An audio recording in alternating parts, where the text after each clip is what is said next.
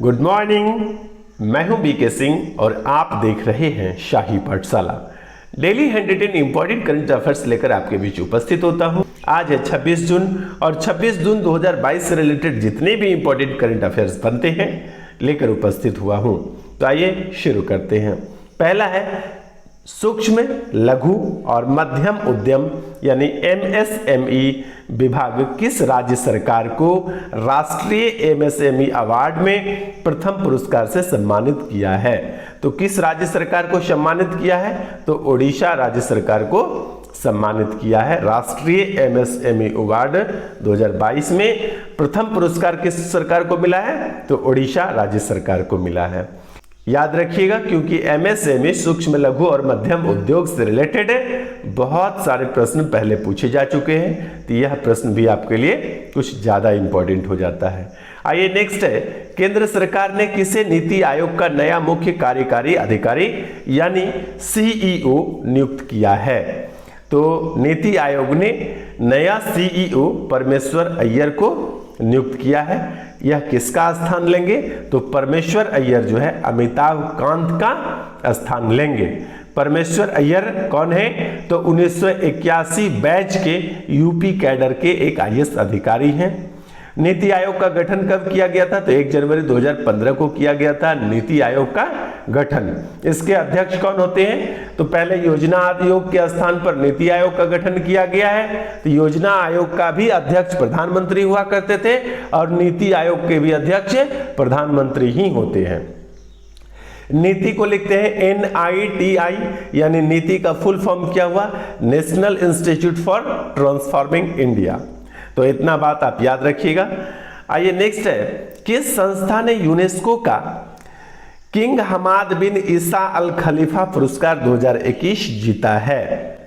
ये यूनेस्को का है, ठीक है। तो किस संस्थान ने जीता है? यह जीता है केंद्रीय शैक्षिक प्रौद्योगिकी संस्थान ने जीत लिया है, ठीक है। किसने जीता है? केंद्रीय शैक्षिक प्रौद्योगिकी संस्थान ने जीता है। कौन सा पुरस्कार जीता है? किंग हमाद बिन ईसा अल खलीफा पुरस्कार 2021 जीता है, ठीक है। अच्छा, ये जो केंद्रीय शैक्षिक प्रौद्योगिकी संस्थान है इसके बारे में थोड़ी सी जानकारी ले लीजिए। यह केंद्रीय शैक्षिक प्रौद्योगिकी संस्थान जो है यह NCERT यानी राष्ट्रीय शैक्षिक अनुसंधान और प्रशिक्षण परिषद के अंतर्गत एक घटक इकाई के रूप में कार्य करता है। यह संस्थान कहां पर है? तो नई दिल्ली में स्थित है। स्कूल स्तर पर यह संस्थान मानव संसाधन विकास मंत्रालय भारत सरकार के द्वारा वित्त पोषित है। तो यही केंद्रीय शैक्षिक प्रौद्योगिकी संस्थान ने यूनेस्को का किंग हमाद बिन ईसा अल खलीफा पुरस्कार 2021 जीत लिया है। आइए नेक्स्ट है, हाल ही में केंद्रीय वाणिज्य और उद्योग मंत्री क्या नाम है? पीयूष गोयल ने कहां पर मैंगो फेस्टिवल का उद्घाटन किया है? तो मैंगो फेस्टिवल का उद्घाटन पीयूष गोयल ने कहां पर किया है? तो ये बेल्जियम में किया है, ठीक है। बेल्जियम में भी कहां पर किया है? बेल्जियम की राजधानी है ब्रुसेल्स में ही किया है। अब आइए चलते हैं नेक्स्ट प्रश्न की ओर। नेक्स्ट प्रश्न है, हाल ही में तिब्बत पर 8वां विश्व संसद सम्मेलन 2022 कहां आयोजित हुआ है? तो हाल ही में तिब्बत पर 8वां विश्व संसद सम्मेलन 2022 आयोजित किया गया है। तो यह आयोजन कहां पर हुआ है? यह आयोजन हुआ है अमेरिका के वाशिंगटन DC में। आइए अब नेक्स्ट है, हाल ही में बहुउद्देशीय पद्मा ब्रिज क्या है? बहुउद्देशीय पद्मा ब्रिज का उद्घाटन किस देश ने किया है? यह पद्मा ब्रिज का उद्घाटन बांग्लादेश ने किया है। बांग्लादेश की प्रधानमंत्री हैं शेख हसीना, उन्हें ने किया है। इसी ब्रिज के उद्घाटन के साथ बांग्लादेश खुद के द्वारा वित्त पोषित ब्रिज बनाने में सक्षम है, यह उन्होंने दिखा दिया है। अब तक बांग्लादेश में जितने भी बड़े निर्माण होते थे वह किसी अन्य देशों के द्वारा या संगठन के द्वारा मदद से बनाए जाते थे, लेकिन इस पद्मा ब्रिज का जो वित्त पोषण है वह बांग्लादेश खुद से किए हैं, ये किसी पर आश्रित नहीं है। आइए नेक्स्ट है, हाल ही में जेपी गंगा पथ के पहले चरण का उद्घाटन किसने किया है?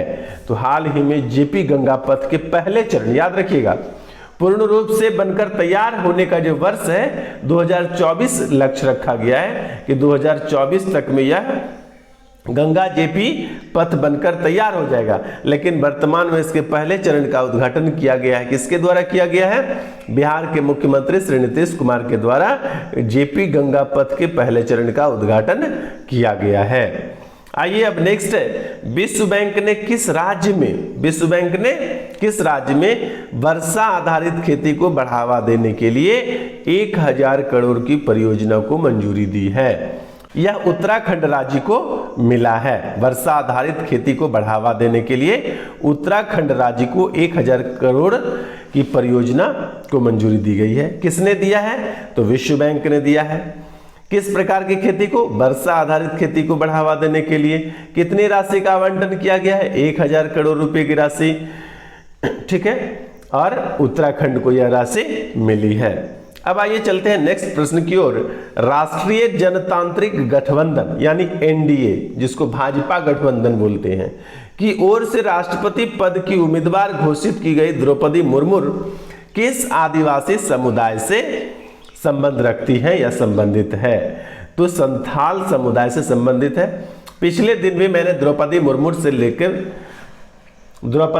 से रिलेटेड एक प्रश्न आप लोगों से पूछा था।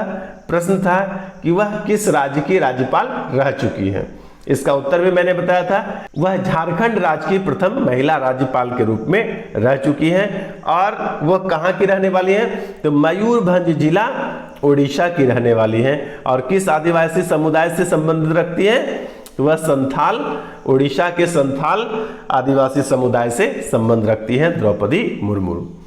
आइए अगले प्रश्न की ओर चलते हैं। नेक्स्ट है, साल 2021-22 में चीन को पछाड़कर भारत का सबसे बड़ा व्यापारिक भागीदार देश कौन बन गया है? पहले क्या होता था कि भारत का सबसे अधिक व्यापार चीन के साथ होता था, लेकिन वर्तमान में 21-22 का जो आंकड़ा है उसके अनुसार भारत का सबसे बड़ा व्यापारिक भागीदार देश कौन बन गया है? तो चीन को पछाड़कर अमेरिका बन गया है। यानी वर्तमान में भारत का सबसे अधिक व्यापार किस देश के साथ हो रहा है? तो अमेरिका के साथ हो रहा है। यह याद रखिएगा, इकोनॉमिक्स से रिलेटेड प्रश्न है, आपके लिए ज्यादा इंपॉर्टेंट है। नेक्स्ट है, हाल ही में दुनिया की तेज सुपर कंप्यूटर की लिस्ट जारी की गई है। इसके अनुसार दुनिया की सबसे तेज सुपर कंप्यूटर का नाम क्या है? तो इस लिस्ट के अनुसार दुनिया की सबसे तेज सुपर कंप्यूटर का नाम है फ्रंटियर। यह फ्रंटियर किस देश की सुपर कंप्यूटर है? तो यह यूएसए की है, जो सुपर कंप्यूटर की लिस्ट में प्रथम स्थान पर है। क्या नाम है? फ्रंटियर। अब चलिए चलते हैं आज के इतिहास पर, और आज है 26 जून। 26 जून 1906 को पहला ग्रैंड प्रिक्स मोटर रेसिंग प्रतियोगिता आयोजित किया गया था। यह याद रखिएगा कि पहला ग्रैंड प्रिक्स मोटर रेसिंग प्रतियोगिता कब आयोजित किया गया था? 1906 में, आज ही के दिन 26 जून को। तो ये था हमारा आज का करंट अफेयर्स। बने रहिए शाही पाठशाला के साथ। आज के लिए इतना ही, धन्यवाद।